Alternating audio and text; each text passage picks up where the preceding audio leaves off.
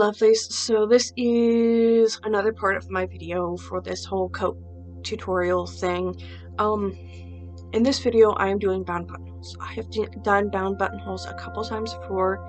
In fact, I took a scrap of this wool, well, a couple scraps of this wool and a scrap of the horsehair interfacing I was using, and well, I may have done a practice run. I can't find that practice run now. I probably threw it away because I was like, well, that sort of worked. But yeah.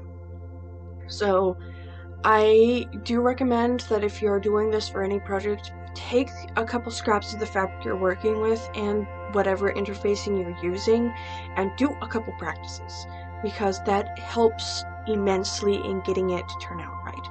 I know that my practice run did not turn out as good as my current run, like the ones on my coat turned out, because, well, I had time to practice. I took my time when I was going through. I made sure to follow each step, and I think it turned out a lot better. You will have to tell me what you think, but I will see you all at the end of the video. Okay, so what I'm doing is setting up for the buttonholes. I am taking this piece of scrap fabric. Well, it's not really scrap, they have you cut it. But I am pinning down each of the holes for the buttonholes, which I moved down 1/4 of an inch because I felt like they didn't give me enough seam allowance at the top. And then I am taking my buttonhole foot and sewing around each of these spots twice to help secure the threads and make sure that they don't finagle around. When I did this before on other things, I did have a problem with the thread unraveling because I didn't do this. Going around it twice seems to have helped with that, as in it secures the ends for at least one round, which makes it a lot harder for it to come undone. Once you've got those buttonholes gone around, then you slice down on each side, freeing each buttonhole to be individualized. You then will slice down the center of the buttonhole, and then you will miter the corners, and then you will push all that fabric through. One of the tricks I found for doing this is when you do it, you need to try and not disrupt the seam allowance as much as possible. It does help if you're working with a fabric such as cotton or wool that can be steamed, because that can be made to lay flat again. This is a wool blend, so it does allow me to steam it, and it still wanted to curl up on me. So what I ended up doing was, you'll see in a minute, that I stitched in the ditch to secure all the seam allowance to make sure it would lay flat, or as flat as I could get it. This helped me a lot. I also made sure to sew down the small little pieces at the short ends of the rectangle that I just sewed. This is advised in the pattern, and it allows you to make sure that it does not get back into the rest of the buttonhole, and so that it does not disrupt. It gives it a nice spot for the button to go through, like sit, especially if you're using like a shank button, which this pattern does advise. It gives the button a place it naturally wants to sit, because there's kind of a soft spot there afterwards.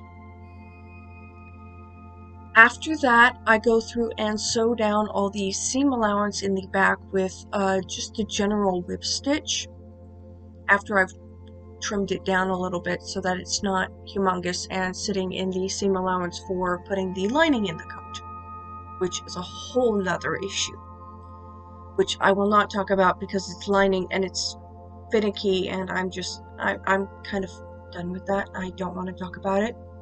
It's a lot like Bruno. If you have comments or questions about that, feel free to leave them down below, but I'm just not going to go into that. So then what I do is, after sewing down all this seam allowance, I try to make sure it stays in the position that it should be in. Yeah, I just basically whip stitched the whole thing and tried to make sure it would stay in place as much as I could. Once that is done, you have to finish assembling the rest of the coat. So you have to do the lining, the facings, all of that, get all of that assembled on, and then it's time to finish the buttonholes. One of the things I do when I'm making these buttonholes is put a button through to give me some idea of how it will look and how it'll sit. As you can see there, that's what it'll look like. I'm like, okay, this buttonhole works. It holds its shape. It's not warping heavily when I do this, so yay! So then I trim down that seam allowance and try to make sure that it looks relatively nice, even if I will never see it again because the coat will be finished. Once I've got that done, then I just have to assemble, like I said, assemble the rest of the coat so I can finish the buttonholes, which involves being able to magically see from one side of the fabric to the other, even though you've whip stitched the buttonhole. Oh yeah, you need to whip stitch the exterior, as in the side you will see, closed so it doesn't warp while you're messing with it for the other parts of the project. I did this with a bright green polyester thread that I just kind of have left over from doing a quilt, and this allows me to easily see it and easily be able to, like, you know, take it out when it's done.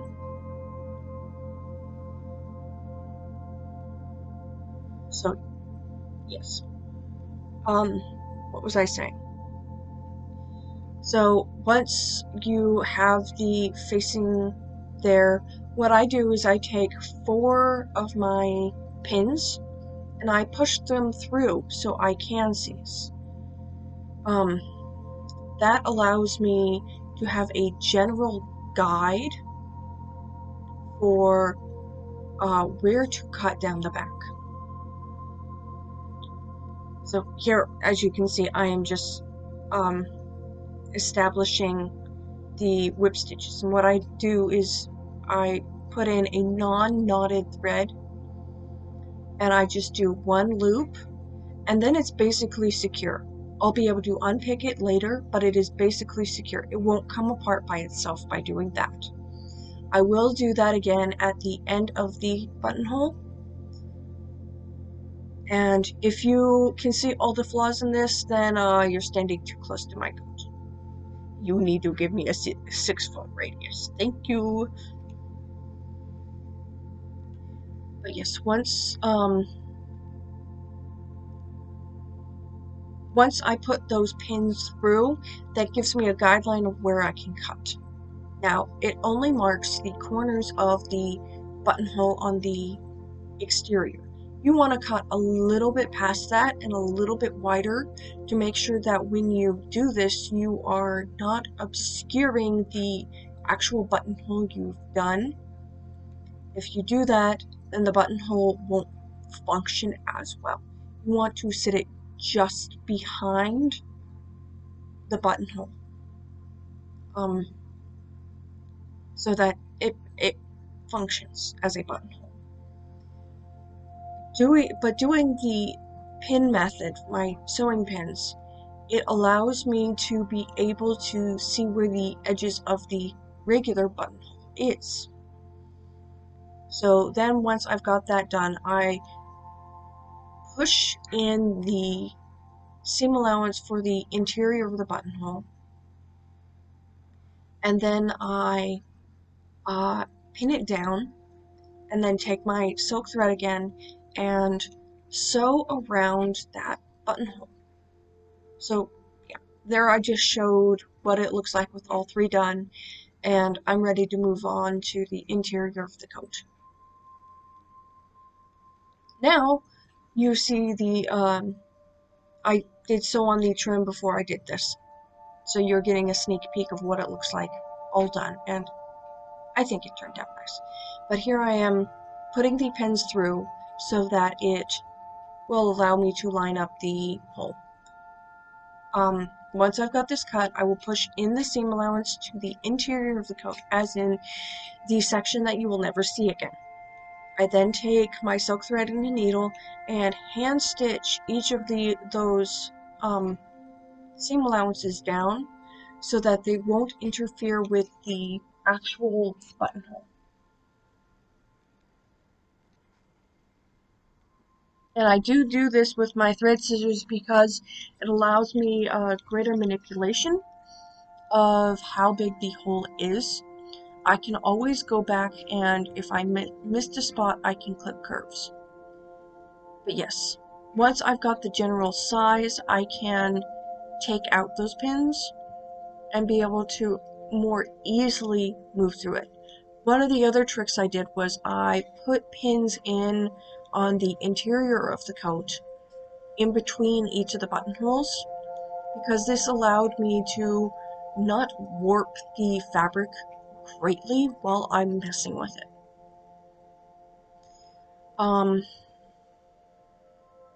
yeah, that's basically a buttonhole. That's how I do my buttonholes.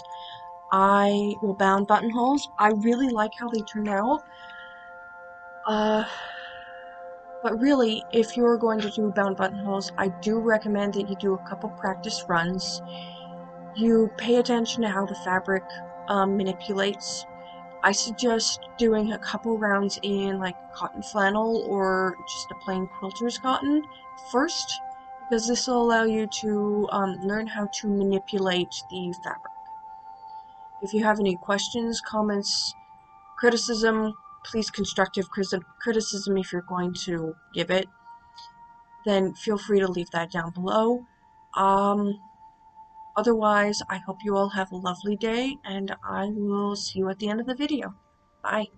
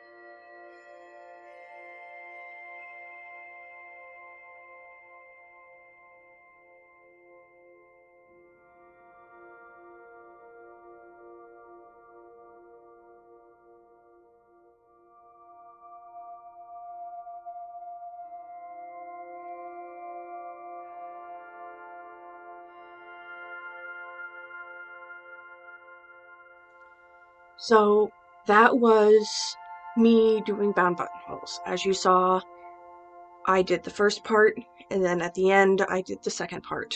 My advice with this is steam is your friend. Sewing down the corner of each part on the inside is extremely helpful. I tended to do this when I was actually tacking down the folding over fabric. I don't know exactly what it's called. But before you sew it, make sure you press the seams. I ended up sewing these holes twice, just going around where I was going to be cutting twice, because I noticed when I did it once, it wasn't as strong as when I did it twice, and it made sure to get all the corners evenly. Another trick I learned was when you're turning it over, turn one side in first and get that one down. Like, turn one piece of fabric, say this is how your fabric's going. Turn one first so that you can press it, and so that the seam allowance is still pointed upwards. It's still in the spot where it was, because that seems to help keep the shape that you want with a bound buttonhole anyway. But yeah, that's the advice I have. I will see you all next time. I look forward to it. I am kind of eager to get this project done now. So, thank you. Bye.